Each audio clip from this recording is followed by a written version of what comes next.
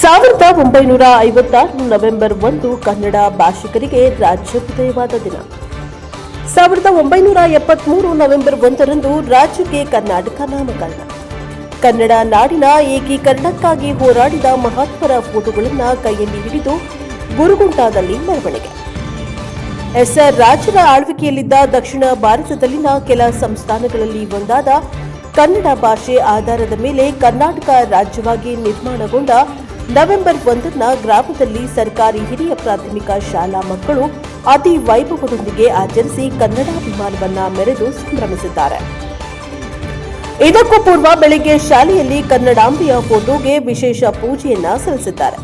ನಂತರ ಬಾಲಕರು ಕೈಯಲ್ಲಿ ಹಿಡಿದು ಭುವನೇಶ್ವರಿ ದೇವಿಯ ಫೋಟೋದೊಂದಿಗೆ ಬಾಲಕಿಯರು ಕುಂಭ ಕಳಸ ಮತ್ತು ಕನ್ನಡ ನಾಡಿನ ಏಕೀಕರಣಕ್ಕಾಗಿ ಹೋರಾಡಿದ ಮಹಾತ್ಮರ ಫೋಟೋಗಳನ್ನು ಕೈಯಲ್ಲಿ ಹಿಡಿದು ಭುವನೇಶ್ವರಿ, ಕಿತ್ತೂರ ರಾಣಿ ಚೆನ್ನಮ್ಮ, ಒನಕೆ ಓಬವ್ವ, ಸಂಗೊಳ್ಳಿ ರಾಯಣ್ಣ, ಕನಕದಾಸ, ಪುರಂದರದಾಸ ಮತ್ತು ಬಸವಣ್ಣನವರ ಛದ್ಮ ವೇಷ ಧರಿಸಿ ಮಕ್ಕಳು ನಾಡಗೀತೆಗಳನ್ನು ಹಾಡಿ ಬ್ಯಾಂಡ್ ಬಾರಿಸುತ್ತಾ ಕರ್ನಾಟಕ ಏಕೀಕರಣದ ಘೋಷಣೆಗಳನ್ನು ಕೂಗುತ್ತಾ ಕನ್ನಡ ಅಭಿಮಾನವನ್ನ ಮೆರೆದು ಗ್ರಾಮದಲ್ಲೆಲ್ಲ ಮೆರವಣಿಗೆ ನಡೆಸಿ ಸಂಭ್ರಮದಿಂದ ಕರ್ನಾಟಕ ರಾಜ್ಯೋತ್ಸವಕ್ಕೆ ಸಾಕ್ಷಿಯಾಗಿದ್ದಾರೆ.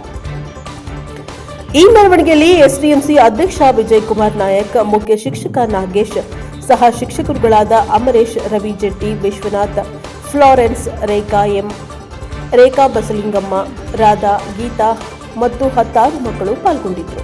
ಗ್ರಾಮದೆಲ್ಲೆಡೆ ಕೆಂಪು ಹಳದಿ ಬಣ್ಣದ ಬಾವುಟಗಳು ರಾರಾಜಿಸ್ತಾ ಇತ್ತು. ಮೆರವಣಿಗೆ ನಂತರ ಶಾಲೆಯಲ್ಲಿ ರಾಜ್ಯೋತ್ಸವ ಕುರಿತು ಪ್ರಬಂಧ ಸ್ಪರ್ಧೆ, ಭಾಷಣ, ವಿವಿಧ ಸಾಂಸ್ಕೃತಿಕ ಕಾರ್ಯಕ್ರಮಗಳು ಜರುಗಿದವು. ವಿಜೇತ ಮಕ್ಕಳಿಗೆ ಬಹುಮಾನವನ್ನ ಕೂಡ ವಿತರಣೆ ಮಾಡಿದ್ದಾರೆ.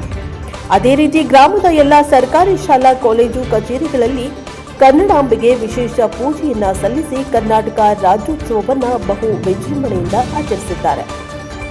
Bureau report Mallikarjun Turvihal, NKS TV 4 Lingasugur.